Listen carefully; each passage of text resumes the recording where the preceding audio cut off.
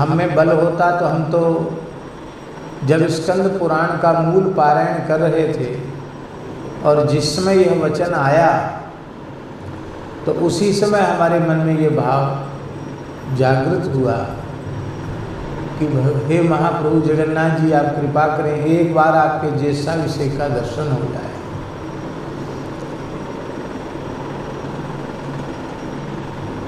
अपने बल, अपने पुरुषार्थ से तो कोई यहाँ पहुँच नहीं सकता। इस बार श्री जगन्नाथ महाप्रभु ने इस दास पर विशेष कृपा की है, करुणा की है, जो उनके श्री नीलाचल धाम में आकर उनके रत्नवेदी पर विराजमान झांकी का भी दर्शन करने का सौभाग्य मिला और स्नान मंडप में भगवान श्री जगन्नाथ जी के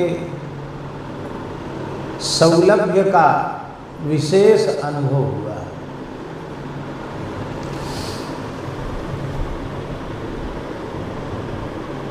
वस्तु बहुत उत्कृष्ट है, श्रेष्ठ है, लेकिन हमें सुलभ नहीं है, तो उस उत्कृष्ट वस्तु से हमारा क्या प्रयोजन सिद्ध होगा। कोई बहुत उत्कृष्ट है, बहुत श्रेष्ठ है और सुलभ नहीं है,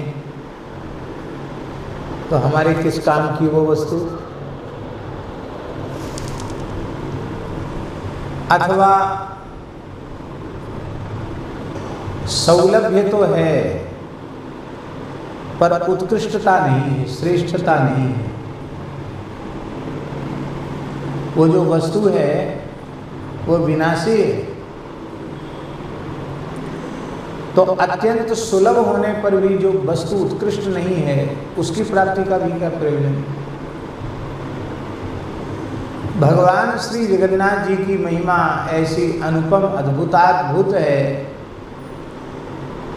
कि इनसे उत्कृष्ट अनंत कोटि ब्रह्मांडों में और कोई नहीं।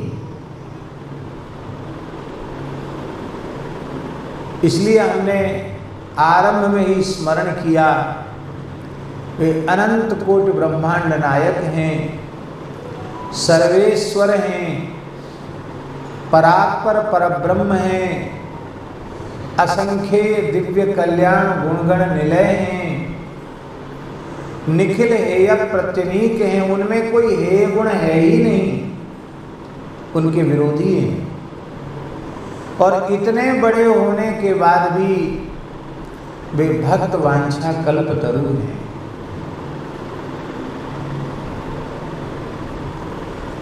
जिस वर्ण शंकर की निंदा की गई है गीता जी में, शंकरो नरकायैव कुलघ्नानां कुलस्य च, वर्ण शंकरता नरक ले जाने वाली है।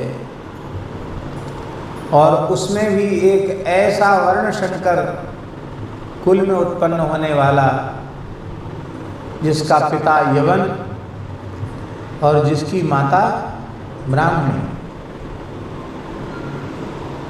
और हमारे शास्त्रों के अनुसार इस प्रकार की संतान को महाचांडाल से भी पतित कहा गया है। और ऐसे कुल में उत्पन्न उस अधमाधम जीव पर भी श्री जगन्नाथ महाप्रभु ने ऐसी कृपा की कि आज वह सबके द्वारा वंदनीय और पूज्य हो गया। श्री जगन्नाथ जी का लाडला भक्त श्री साल्वे, यही नाम, अनुपम भक्त श्री साल्वे। कैसी अद्भुत बात है। तो जहां भगवान जगन्नाथ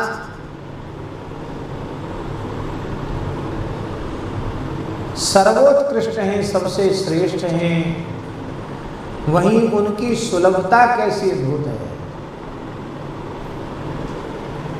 चारों धाम में मंदिर के मूल ठाकुर जी कहीं बाहर आकर किसी से मिलते नहीं हैं, बड़े वहीं जाकर दर्शन जो कर सकते हैं वो करते हैं, जो नहीं कर सकते वो उसके हर को ही प्रणाम कर लेते हैं। ध्वजा को ही नमस्कार कर लेते हैं। श्री बद्रिकाश्रम में लिखा है संस्कृत में बात, आर्य धर्मेतराणाम प्रवेशो सर्वथा निषिद्धा। क्या लिखा है? आर्य धर्मेतराणाम प्रवेशो सर्वथा निषिद्धा। जो हिंदू वैदिक सनातन धर्म के अनुयायी नहीं हैं, उनका प्रवेश सर्वथा निषिद्ध है। ऐसी अनेक स्थलों पर मर्यादा है और मर्यादा रहनी भी चाहिए। उसका निषेध नहीं है, उसका आदर। यहाँ भी हिंदी में लिखा है, हमने कल या परसों पढ़ा, केवल हिंदुओं के लिए ही प्रवेश, मंदिर में केवल हिंदुओं के लिए ही प्रवेश है, ऐसा लिखा है।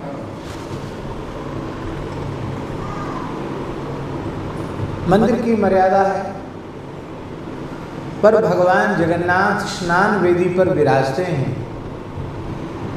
तो वे संपूर्ण प्राणियों के लिए फिर पात्र अपात्र का भेद समाप्त हो जाता है और भगवान जगन्नाथ सबके लिए सुलभ हो जाता है। वैसे तो जगन्नाथ है ही, लेकिन सच्चे अर्थ में जगन्नाथ हो जाते हैं जब सबके बीच में आकर के महाप्रभु विराज जाते हैं। और कोई और भारी भयंकर आलसी हो जो कहे हम स्नान वेदी पर भी जाकर दर्शन नहीं करेंगे, और भले ही पुरी में ही निवास करता हो, तो भगवान श्री जगन्नाथ बड़े दांड पर निकलते हैं, खूब झूम झूम करके चलते हैं और यहाँ से श्री गुंडीचा तक जाते हैं, वहाँ विराजते हैं, वहाँ से फिर गाजे बाजे से चलकर श्री मंदिर में पुनः पधारते हैं। तो ऐसे सबको दर्शन देकर, सबसे मिलकर, सबको कृतार्थ करने वाले ठाकुर एकमात्र श्री पुरुषोत्तम नीलाद्रिपुरी बिहारी श्री श्री जगन्नाथ महाप्रभु।